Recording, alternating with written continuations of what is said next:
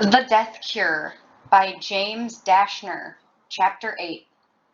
The two female guards lifted their weapons even higher, the wide, round muzzles pointed at the three boys. "Don't make us use these," one of the women said. "You have a zero room for error. One false move and we pull the trigger." The three men swung the straps of their launchers over their shoulders, then moved toward the defiant gladers, one per boy. Thomas still felt an odd calmness, coming in part from the deep determination to fight until he couldn't any more, and a sense of satisfaction that Wicked needed 5 armed guards to watch 3 teenagers.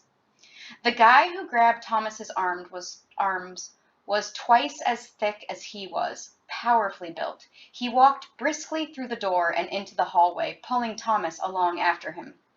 Thomas looked back to see the other guard half drag Minot across the floor to follow, and Newt was right behind them, struggling to no avail. The boys were hauled down corridor after corridor, the only sounds coming from Minot, grunts and shouts and curses. Thomas tried to tell him to stop, that he was only making it worse, that he was probably going to get shot, but Minot ignored him, fighting tooth and nail until the group finally stopped in front of a door. One of the armed guards used a key card to unlock the door. She pushed it open to reveal a small bedroom with 2 sets of bunk beds and a kitchenette with a table and chairs in the far corner. It certainly wasn't what Thomas had been expecting. He'd pictured the slammer back in the glade with its dirt floor and one half-broken chair. "In you go," she said. "We'll have some food brought to you. Be glad we don't starve you for a few days after the way you've been acting. Test tomorrow, so you better get some sleep tonight." The three men pushed the gladers into the room and swung the door closed. The click of the lock engaging echoed through the air. Immediately, all the feelings of captivity Thomas had endured in the white-walled prison came flooding back. He crossed the floor to the door and twisted the knob, pulled and pushed with all his weight. He pounded on it with both fists, screaming as loudly as he could for someone to let them out.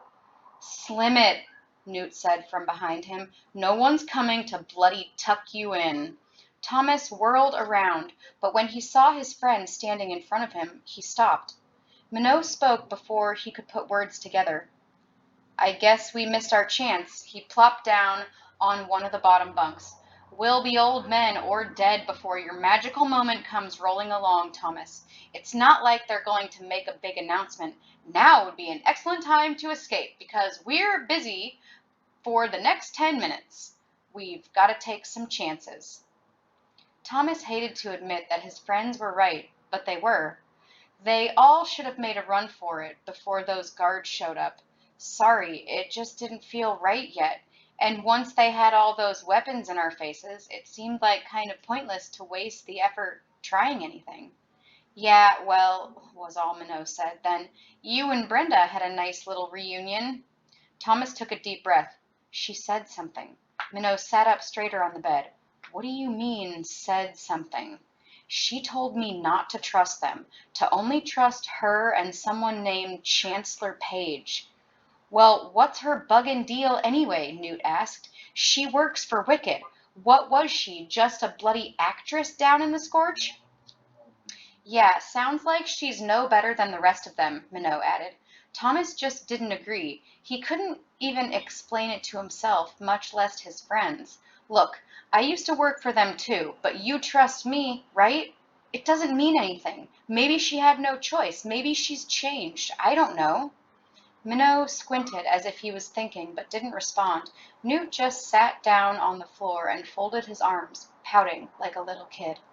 Thomas shook his head. He was sick of puzzling everything out.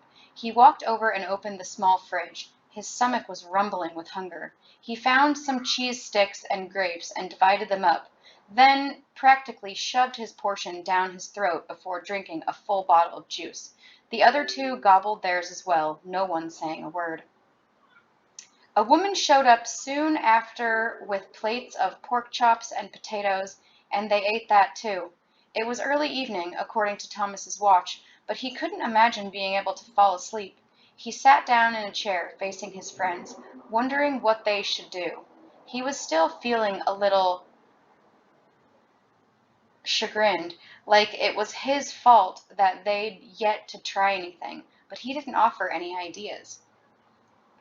Minot was the first one to speak since the food had come. Maybe we should just give in to those shuck faces. Do what they want, or one day we'll all sit around fat and happy. Thomas knew he didn't mean a word of it. Yeah, maybe you can find a nice pretty girl who works here, settle down, get married, and have kids, just in time for the world to end in a sea of lunatics. Minot kept at it. Wicked's going to figure out this blueprint business, and we'll all live happily ever after. That's not even funny, Newt said grumpily. Even if they did find a cure, you saw it out there in the scorch. It's going to be a buggin' long time before the world can ever get back to normal. Even if it can, we'll never see it. Thomas realized he was just sitting there, staring at a spot on the floor. After everything they've done to us, I just don't believe any of it. He couldn't get past the news about Newt, his friend, who'd do anything for someone else. They'd given him a death sentence, an incurable disease, just to watch what would happen. That Jansen guy thinks he has it all figured out, Thomas continued. He thinks it all comes down to some sort of greater good. Let the human race kick the bucket or do awful things and save it. Even the few who are immune probably wouldn't last long in a world where 99.9% of people turn into psycho monsters. What's your point? Minot muttered. My point is that before they swiped my memory, I think I used to buy all that junk, but not anymore. And the one thing that terrified him now was that any returning memories might make him change his mind about that. Then let's not waste our next chance, Tommy, Newt said. Tomorrow, Minot added. Somehow, some way. Thomas gave each of them a long look. Okay, somehow, some way. Newt yawned, making the other two do the same. Then we better quit yappin' and get some buggin' sleep.